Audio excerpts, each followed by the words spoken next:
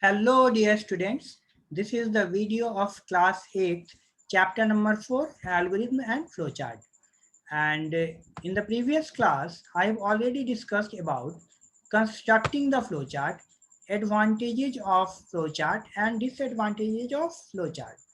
So in this video, I will discuss about features of an algorithm. Second, difference between algorithm and flowchart. Third topic is some examples of flowchart and algorithm. I will discuss some examples of flowchart and algorithm. So let us start with the features of an algorithm. But before starting the features, let us revise what is a flowchart.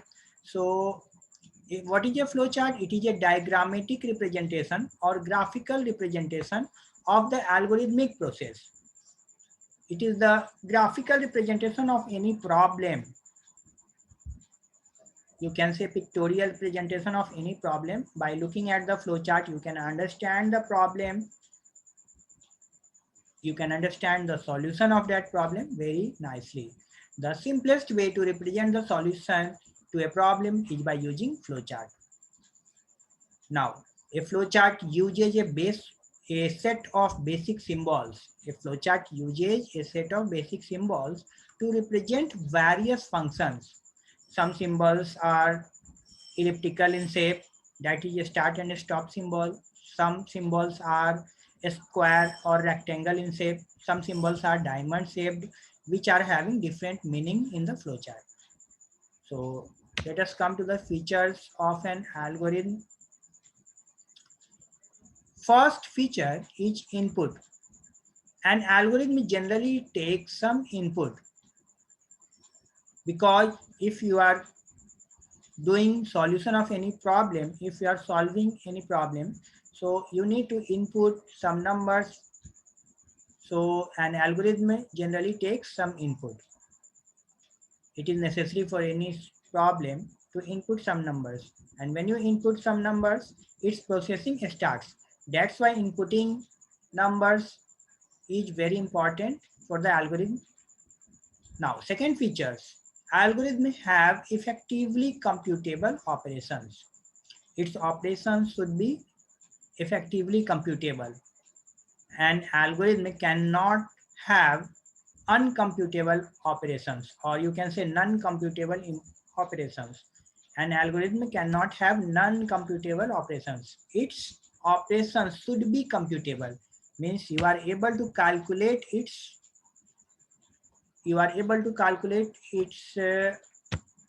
problem, its operation. It should be computable operations.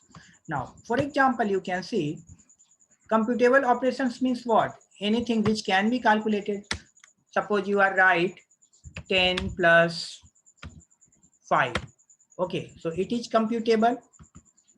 But when you write 2 divided by 0, it is not defined, it is not computable. So an algorithm cannot have this type of thing. An algorithm always has computable operations. You can use this type of things, 10 plus 5, or you can divide any number, you can multiply any number. Now, next features, an algorithm produce a result. After doing some processing, after doing the calculation, it must produce a result. Fourth feature, algorithm halt in a finite amount of time. Suppose you have given the instruction to increase a number, and that number is increasing by 1. Suppose you have written 10 plus 1, okay, it will become 11, and again 11 will become 11 plus 1, it will become 12, and again 12 will become 12 plus 1. If you have given this type of operations, and this type of operation will never end, because the next number should be increased by 1, again the next number should be increased by 1. So it will not end, it will never end. But what it is saying, algorithm halt in a finite amount of time, it should stop. So this type of problem cannot be there in the algorithm. An algorithm should stop at a certain interval of time. Next, you can see the next features. Algorithms are definite. Now, coming to the next topic.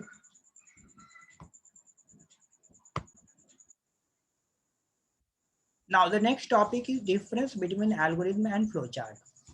An algorithm is a step-by-step analysis of the process, while a flowchart explains the step of a program in a graphical way. What is an algorithm? An algorithm is a step-by-step analysis process. Means you can write the solution of any problem in a step-by-step manner, and it should be solvable. You have written the problem of any solution in a step-by-step manner in English language. You can write algorithm in English language on a sheet of paper. Okay, but flowchart explains the same step with the help of graphical diagram. Flowchart explains the same step with the help of graphical way. Understood? So in flowchart, no need to write all the steps in English language. You can use some figures like this. This is the flowchart. You can use some symbols, and you can write, you can show it with the help of diagram. You can explain any solution with the help of this type of diagram, which is known as graphical way. Now second point, an algorithm is written in simple English language, whereas flowchart is used to design some symbols or notations. Some symbols are used in flowchart, some notations are used, while algorithms are written in English language in step by step. Okay. Next point, algorithm is less time consuming, whereas flowchart is more time consuming. Now here the question arises, why algorithm is less time consuming and why the flowchart is more time consuming? Why it is so? This is because algorithm is written in English language. In a step-by-step solution, you can write easily on a piece of paper. You can write the algorithm very easily. But if you are going to construct a flowchart, you have to use this type of symbols. You have to construct these types of symbols, and there are few symbols. But when you are going to construct a flowchart, there are many more symbols which are very difficult to construct inside the computer. Okay, or if you are constructing it on a piece of paper, you have to think which symbol should be connected to another symbol. So the flowchart is very time consuming. It is more time consuming. Now I will discuss some examples of algorithm and flowchart. You can see this is the algorithm to find the area of a square. In first step, you can input the side of the square in a variable. Step 1, input the side of the square in a variable. Variable can be anything, x, y, z, a, b, c, anything. Now, here I have taken the variable side. Variable is, I have taken the variable side.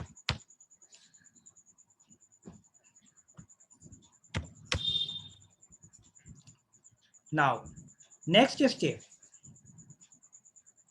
multiply side into side. You have to multiply side by itself, side into side, to find the area of the square. And you have to store, you can write another step, store it in another variable, area. Area equals to side into side. Area is the another variable. You can increase one step. You can write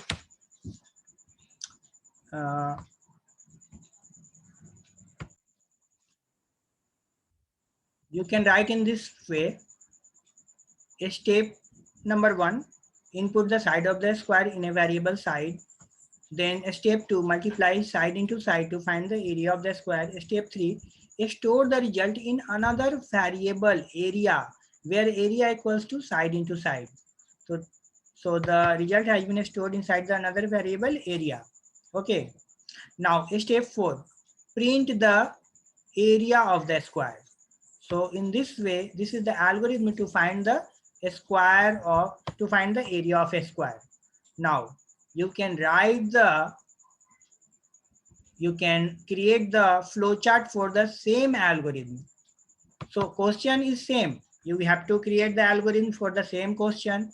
You have to create the algorithm for the same question. Then you have to create the flow chart for the same question. Then you have to create the program for the same question. So the question is same.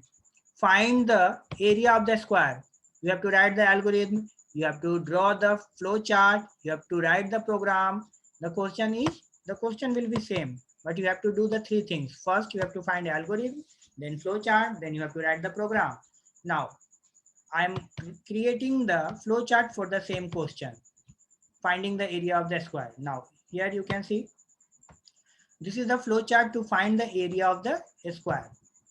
Now, you will see it starts with the start symbol, which is elliptical in shape. Now, second symbol is input symbol. It is written input side. So side must be inputted in the program. When you are running the program, suppose you have created the program in Java or C++ or any types of software, any type of computer language, you have created the program in any type of computer language, but the flowchart will be same for all the programs. Either you are using C++ or you are using Java or you are using Python or SQL, the flowchart will be same. Okay. The flowchart will be same for all the programming language. Okay, for this question. So it starts with the start symbol, then input side. Side, we have to input side in the program. After that, area will be calculated. So area is a processing sign. To find the area is a processing sign. So this requires rectangular symbol, because process symbol, this rectangular symbol is known as process symbol. So processing is denoted in a processing of the task will be represented in a rectangular symbol. So I have written area equals to side into side inside the rectangular symbol. Now, after finding the area, we have to print the area. So print area is written in parallelogram symbol. So you can see both the symbols are same. Input symbol and print symbol, both the symbols are same.